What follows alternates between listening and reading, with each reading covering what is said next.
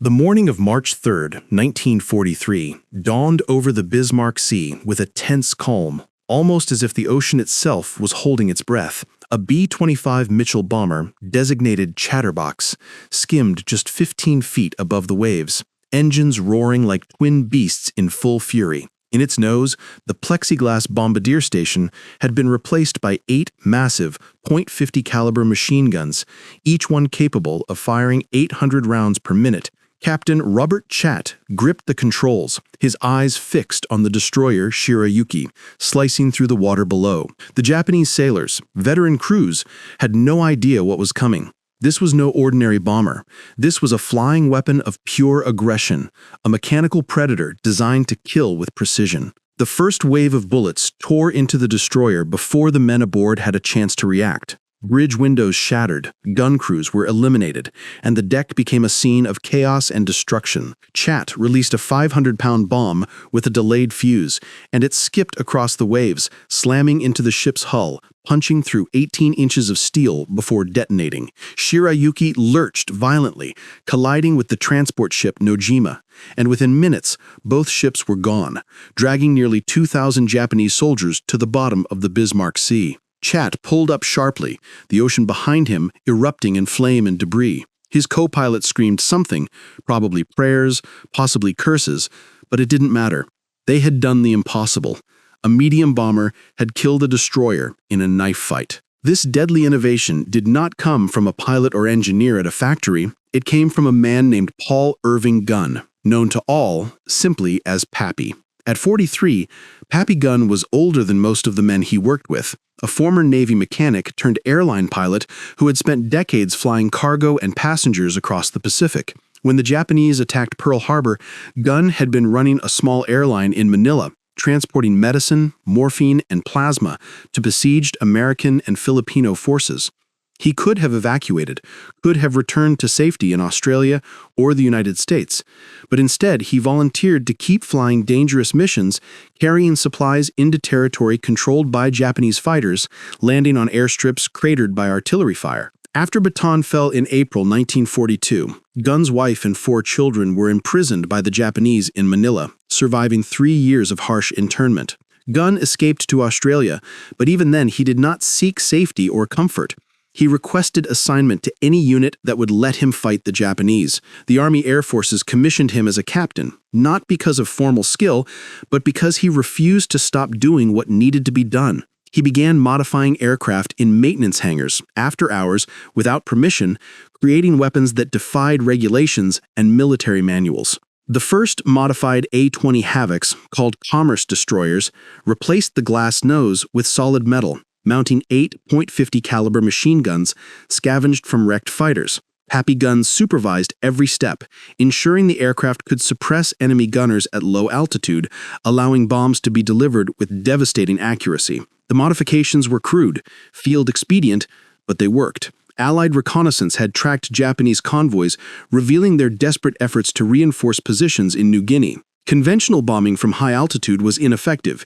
Ships moved too fast, and heavy anti-aircraft fire made low-level attacks perilous. Gunn solved both problems. His low-level strafing and skip bombing techniques turned medium bombers into unstoppable predators. General George Kenney, newly arrived in Australia to command Allied air forces, understood the potential immediately. When he saw Gunn's modifications, he asked the simple question, does it work? Gunn admitted he hadn't tested it in combat yet, and he had exceeded his authority. Kenney didn't care. He promoted Gunn to major, assigned him to special projects, and gave him free rein. 2 days later, 16 more aircraft were modified, and crews began rigorous training in skip bombing and low-altitude attacks. These were not theoretical exercises. They flew treetop-level simulations over reefs and wrecks, perfecting timing, angles, and coordination to maximize destruction. By March 3, 1943, all preparations were complete. Nearly 7,000 Japanese troops were aboard 8 transports, escorted by 8 destroyers. Intelligence had tracked their departure, and the Allied air forces assembled the strike force. B-17s and B-24s for high-altitude harassment, Australian fighters to suppress anti-aircraft fire, A-20s, and the modified B-25 Mitchell bombers for lethal low-altitude attacks. Every aircraft carried the innovations Pappy Gunn had pioneered. What was about to unfold would change aerial warfare in the Pacific forever.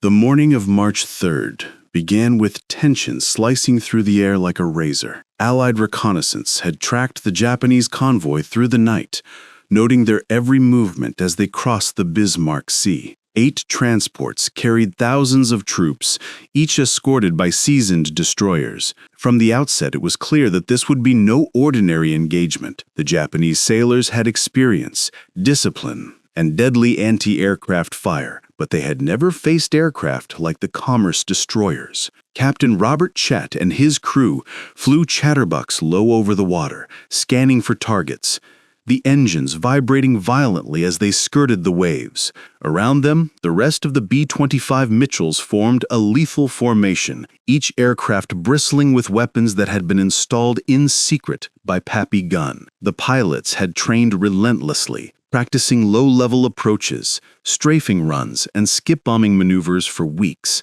Every detail was rehearsed to perfection. Mistakes could mean death. At 10 a.m., the first wave of aircraft struck.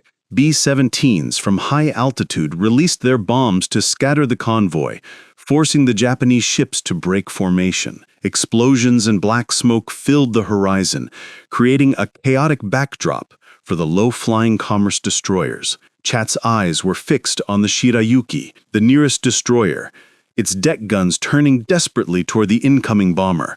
He could see the crews scrambling, realizing too late that these were no ordinary aircraft. Chatterbox opened fire, 8 .50 caliber machine guns spewing a river of bullets that tore across the deck of the destroyer. Bridge windows shattered, ventilation shafts ripped apart, and gun crews vanished before they could react. Chatt pulled back slightly to clear the superstructure, then released a 500-pound bomb that skipped across the waves, striking the hull with devastating effect. The Shirayuki lurched, colliding with another ship, and chaos spread through the convoy. Behind Chatt, Major Ed Londa led 12 additional B-25s in line formation, each loaded with bombs and ammunition to sustain continuous fire. Their targets were the transports, carrying thousands of Japanese troops. The precision of their attack was remarkable. Each bomber hit with synchronized accuracy, combining strafing fire and low-altitude bombing. The Japanese anti-aircraft crews were overwhelmed, unable to adjust to the speed, altitude, and firepower of the incoming aircraft. Australian fighters from the 30th Squadron swooped in, their cannons tearing into decks, suppressing whatever resistance remained. The coordination between the commerce destroyers and supporting aircraft was flawless. Every movement, every angle, every firing solution had been practiced until instinctive. The Japanese convoy was trapped in a nightmare they could not escape. The first transport, Kyokusmaru, took a direct hit and began to list violently. Survivors scrambled to the sides of the ship, while others were swallowed by the ocean. Every passing moment brought more destruction. The B-25s moved like ghosts, attacking relentlessly, disappearing into clouds of smoke and spray, only to reappear at another point of attack. At 10:15 a.m., the second wave struck. Australian bowfighter made repeated strafing runs, their 20mm cannons and .30 caliber guns tearing through decks and superstructures. Behind them, the commerce destroyers pressed forward, Chatterbox leading the attack with deadly accuracy. Captain Chatt released bombs over Tenyo Maru, which detonated amidships, lifting the hull and sending debris into the sky. Ship crews had no time to react.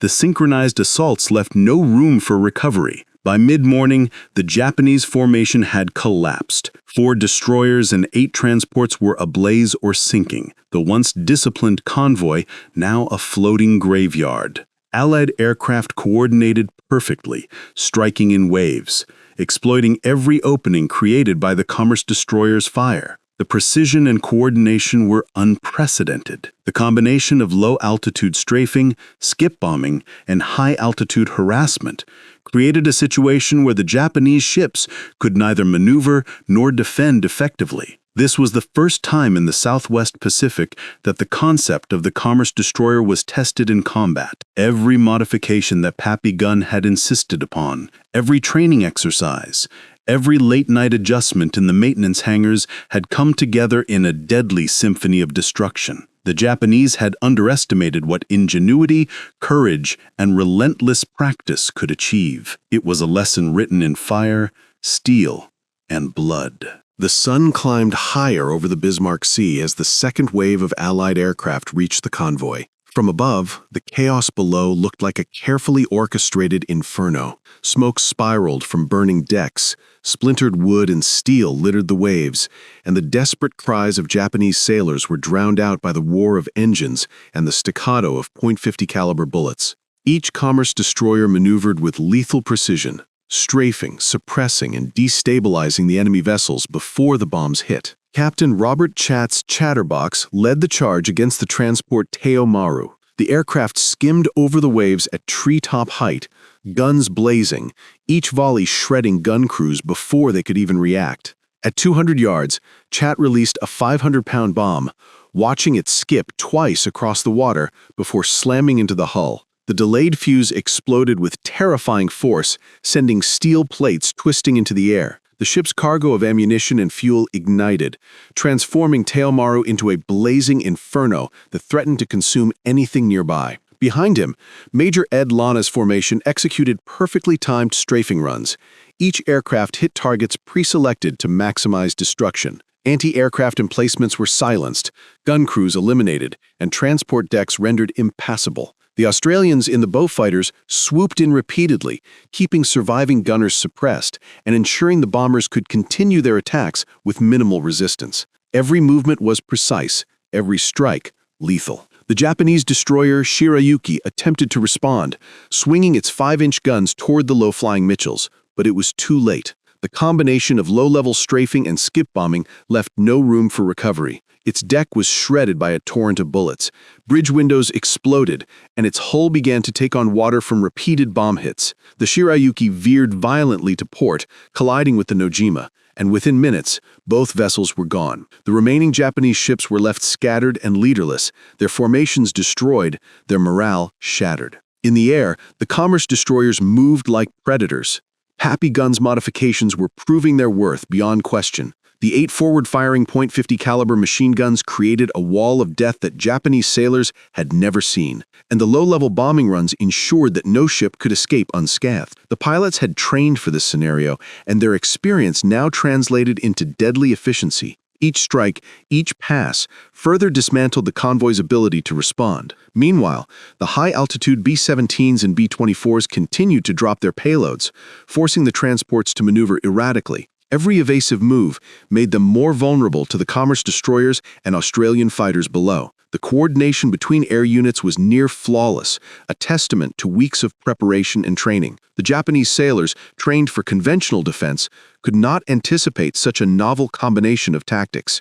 They were outmatched not just in firepower, but in creativity and speed. The battle raged for over an hour, each minute stretching into what must have felt like an eternity for the Japanese crews. Some ships tried to escape, weaving through burning wreckage and rising columns of smoke, but the commerce destroyers were everywhere. Captain Chatt and Major Lana executed synchronized runs, covering each other's angles, ensuring that any vessel that attempted to flee would be met with overwhelming fire. The precision of the skip bombing technique was critical. Pilots released bombs at the exact moment needed to bounce the munitions across the water into hulls and decks.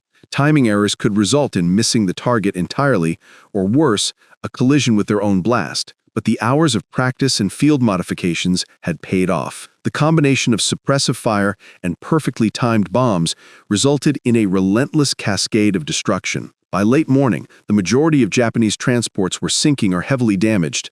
Destroyer escorts were crippled, unable to protect their convoys or maintain formation. The Bismarck Sea was littered with wreckage, oil slicks, and debris from the destroyed ships. Survivors clung to life rafts, desperately hoping for rescue, but Allied aircraft maintained air superiority, ensuring that few reinforcements could reach New Guinea. This engagement was more than a battle. It was a demonstration of innovation, courage, and audacity. Papillon's modifications turned conventional bombers into precision weapons that redefined aerial tactics. For the first time in the Southwest Pacific, the concept of low-altitude, high-firepower bombers had been tested in a real-world scenario, and it had worked flawlessly. As the smoke cleared and the remaining Japanese ships attempted to retreat, the Allies consolidated their victory. Every commerce destroyer returned to base, their crews exhausted but alive, their aircraft battle-tested and proven. The battle had been won not through overwhelming numbers alone, but through ingenuity, training, and the willingness to break conventional rules. The stage was set for the continued Allied advance in New Guinea, and the Bismarck Sea had become a proving ground for a new era of aerial warfare. By the afternoon of March 3, 1943, the scale of the devastation was clear. The Bismarck Sea was a graveyard. 8 Japanese transports and the 4 destroyers had been sunk in a matter of hours. Thousands of soldiers had been killed, and any attempt at reinforcement for Japanese positions in New Guinea had been utterly destroyed. Allied aircraft had suffered minimal losses. 13 airmen killed, 12 wounded, and 4 aircraft downed out of more than 100 that had participated. For every Japanese casualty, only a fraction of Allied personnel had been lost, demonstrating the effectiveness of the commerce destroyer's low-altitude tactics combined with precision skip bombing and suppressive fire. The aftermath revealed more than just the numerical victory. Intelligence and field reports indicated that the Japanese Navy would have to reconsider every future convoy operation. Where once their transport missions were routine, they now faced an unpredictable enemy capable of annihilating convoys in hours, far below traditional engagement altitude. The implications rippled throughout the Japanese command structure. Their strategies, previously reliant on surface reinforcements, were now fundamentally flawed. At headquarters in Australia, General George Kenney received the initial combat reports. He read through every pilot debrief, every operational summary, and every assessment of the commanders of the B-25 Mitchells and A-20 Havocs. The reports all emphasized the same conclusion. Papillon's modifications, combined with the innovative tactics of low-altitude attacks, had been decisive. A single courageous mechanic had altered the course of the campaign in New Guinea, saving thousands of Allied lives while ensuring maximum disruption of enemy reinforcements. The pilots returned to base, their aircraft coated with salt, oil, and the residue of their attacks. They were battle-hardened in a matter of hours. For many, the sight of the sinking ships and desperate enemy sailors had been shocking, but the realization of what they had accomplished was invigorating. They understood the magnitude of their contribution to the campaign. No one would forget this day, and it set a new standard for aerial operations in the Pacific. Major Ed Lana and Captain Robert Chatt were celebrated for their leadership and skill in executing the operations. Both had demonstrated not only exceptional flying abilities, but also the ability to coordinate complex attacks under extreme pressure. Yet it was Papillon, largely unknown to the public, whose creativity had made the success possible. His disregard for conventional rules, tempered by practical ingenuity, had reshaped the Allied approach to maritime interdiction. Following the Bismarck Sea engagement, training protocols were revised. Every bomber squadron in the Southwest Pacific was introduced to low-altitude, high-velocity strafing runs. Skip bombing became standard practice, taught in rigorous simulations that mirrored real combat conditions. Gunn's hands-on approach, including field-tested modifications and relentless drills, provided a model for others to follow. It was clear that adaptation and improvisation were as valuable as raw firepower or numerical superiority. The Japanese, meanwhile, scrambled to adapt. Convoy formations were changed, anti-aircraft defenses intensified, and surface escorts were repositioned to minimize exposure. Yet the shadow of the Bismarck Sea remained. Every Japanese commander knew that low-altitude bombers with concentrated firepower could strike at any time with devastating precision. The psychological impact alone was significant. Fear and uncertainty had replaced confidence in routine convoy operations. The lessons from the Bismarck Sea extended beyond immediate tactical concerns. They demonstrated the importance of rapid field innovation in warfare, highlighting how rules and regulations, while designed for safety and consistency, could impede urgent action. Papillon's ability to modify aircraft without waiting for formal approvals saved countless lives and enabled operational success that would have been impossible under rigid procedural constraints. For the Allied forces, the battle served as a case study in the value of ingenuity, daring, and decisiveness. Future operations incorporated these principles, blending innovation with traditional military structure to maintain superiority in the Pacific theater. The Bismarck Sea had become more than a battle. It was a demonstration of the power of individuals to shape outcomes through courage, skill, and the willingness to break convention when necessary. As the sun set on March 3rd, the scale of the victory was undeniable. Allied forces had established air superiority in the region. Japanese reinforcements had been obliterated, and the psychological impact on enemy commanders was profound. The Bismarck Sea had proven their worth, setting a new precedent for aerial operations and demonstrating that unconventional thinking, when executed with precision and courage, could achieve results far beyond expectation. The day after the Bismarck Sea assault, the Allied command gathered to assess the operation. The destruction had been total. Japanese forces had lost thousands of troops, their convoy shattered, and their naval strategies thrown into disarray. But more importantly, the operation had demonstrated something revolutionary. A single, well-trained, properly modified squadron could dominate an entire convoy, far beyond what conventional tactics predicted. At the center of this innovation was Paul "Pappy" Gunn. The former airline pilot and Navy mechanic had turned the B-25 Mitchell into something entirely new. A low-level, heavily armed, fast-striking weapon. It wasn't just brute firepower, it was calculated precision. Every modification had been designed to solve specific problems. Suppress anti-aircraft fire, destroy key targets, and allow bombs to hit accurately at minimal altitude. Gunn's approach was iterative, practical, and fearless. He tested, adjusted, and implemented in real time, often under extreme conditions with lives on the line. Captain Robert Chatt and Major Ed Lana briefed new pilots on what had worked in the Bismarck Sea. They emphasized timing, coordination, and trust in the modifications made to their aircraft. It wasn't just flying, it was choreography. The B-25s had to move as a single integrated unit, each strike synchronized to maximize destruction while minimizing risk. Gunn's forward-thinking approach had transformed the aircraft into instruments of strategic dominance. The risk, however, was ever present. Flying at treetop height left no room for error. One miscalculation could mean collision with the water, a premature detonation of a bomb, or exposure to concentrated anti-aircraft fire. Yet the crews, hardened by training and inspired by their victories, approached each mission with confidence. The combination of skill, preparation, and Gunn's modifications created an almost unstoppable force. The Bismarck Sea operation also highlighted the importance of adaptability. Japanese forces attempted to alter their tactics in response to the unprecedented threat, but they were reacting to a dynamic problem with rigid thinking. The commerce destroyers, by contrast, were flexible, able to adjust their attack patterns mid-run. Skip bombing runs, strafing angles, and synchronized attacks allowed the pilots to respond in real time to changing circumstances. A decisive advantage in any battle. Allied leadership noted another key takeaway: morale. The pilots and crews of the modified B-25s understood that their aircraft had been transformed into something greater than standard bombers. They felt empowered, capable of decisive action even against superior numbers.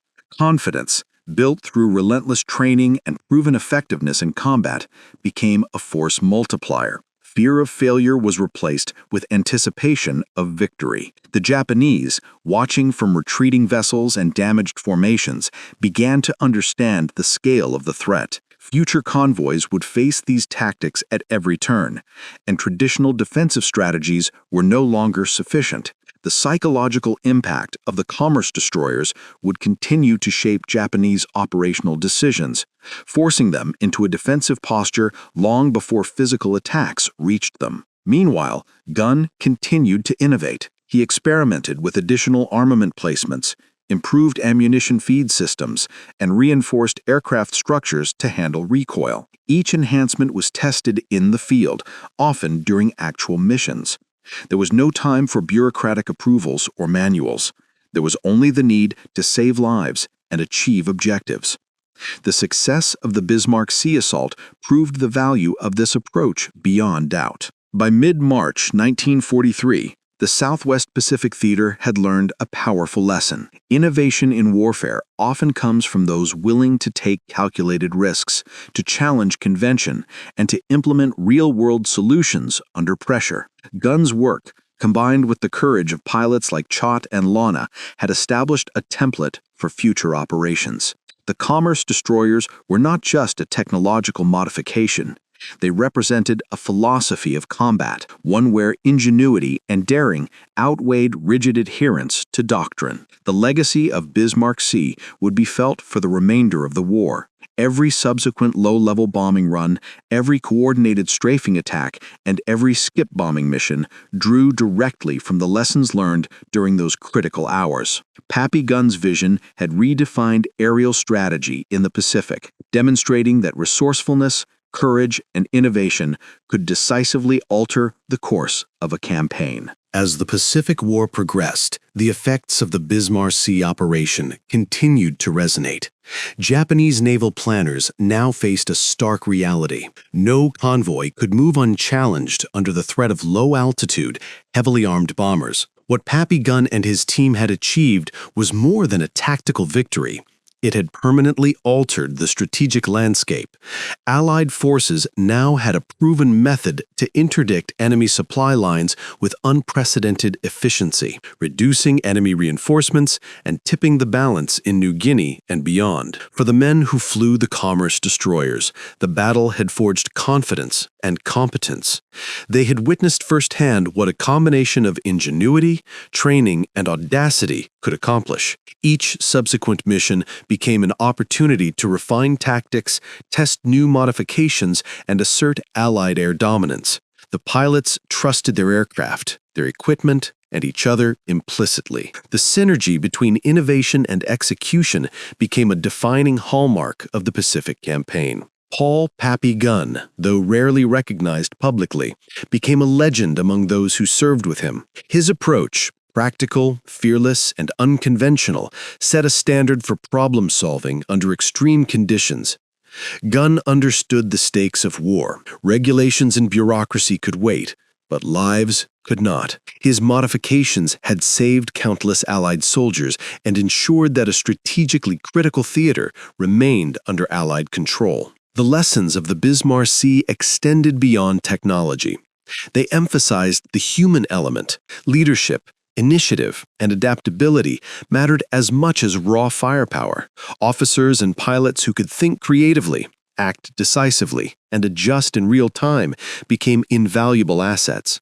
Gunn's work highlighted that innovation often comes from the ground up, from those who face immediate challenges and refuse to accept failure. In the years following the war, the official records of the Army Air Forces quietly acknowledged the new tactical doctrines without highlighting the unconventional contributions of a former airline mechanic.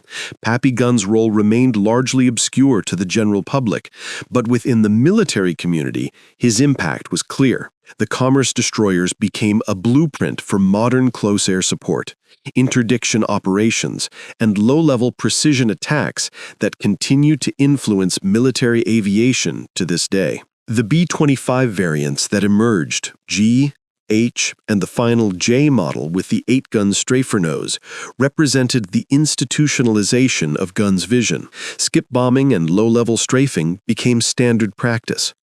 Pilots trained to execute coordinated attacks at high speed, mastering both the art and the science of aerial warfare. The principles established in the skies over the Bismarck Sea guided operations in the Philippines, the Solomon Islands, and beyond, demonstrating that one person's innovation could ripple across an entire theater of war. In reflecting on the battle, one realizes that the Bismarck Sea was not just a tactical victory. It was a story of courage, ingenuity, and decisive action. Captain Robert Chatt, Major Ed Lana, and the hundreds of airmen who executed the mission displayed exceptional skill and bravery. But it was Paul Gunn, the mechanic who dared to bend the rules, who made the extraordinary possible. His story reminds us that in war, as in life, progress often comes from those willing to act boldly when conventional wisdom fails. The Battle of the Bismarck Sea became a defining moment in the Pacific Campaign. Thousands of Japanese troops never reached New Guinea. Allied forces gained air and operational superiority.